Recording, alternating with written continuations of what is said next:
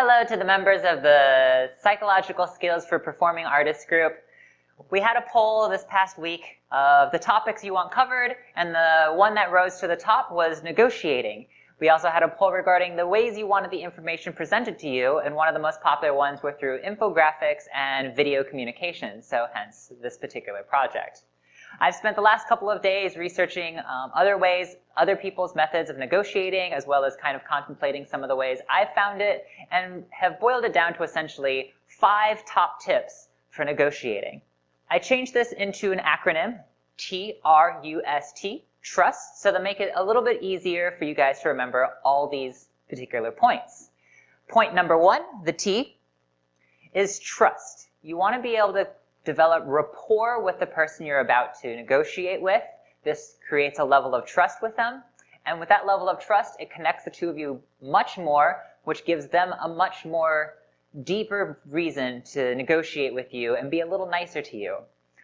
There are 2 ways you can accomplish trust. Number 1 is with a little bit of research, you can figure out a little bit more about them, and then you can use that to then essentially bait certain questions with, do you have any children, if you already know they do, and therefore they are willing to give you that level of information. And also giving information yourself is point number 2, makes the other side trust you just a little bit more. Point number 2, the R, is real time. I know it's incredibly tempting to just be able to type out an email, send it out to them, and hope for the best.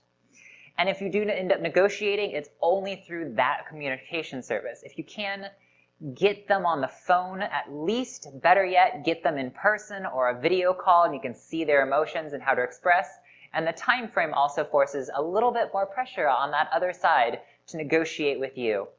It also makes sure that they're mainly communicating with you and not communicating with a bunch of other artists for those particular gigs.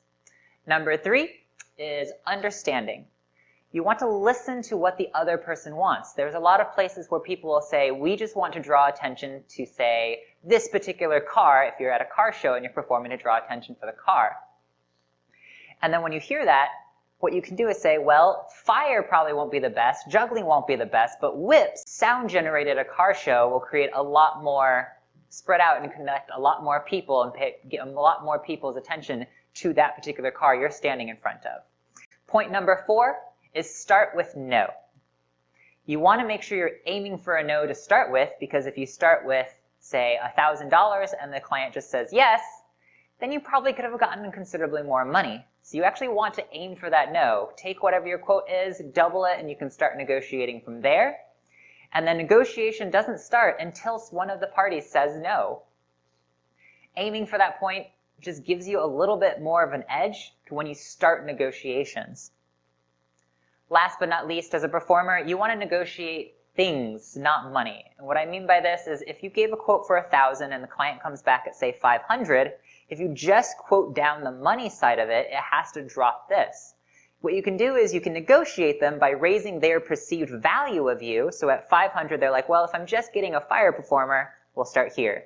If I'm getting a really, really skilled fire performer, they might go up to here. If they're getting a really, really skilled fire performer that can also do bar flair for, say, a major alcoholic brand, then they might move up. If that particular performer also has a bunch of costuming that matches their brand, that moves up, and it constantly raises their side willing to pay a little bit more, and it doesn't change much for you.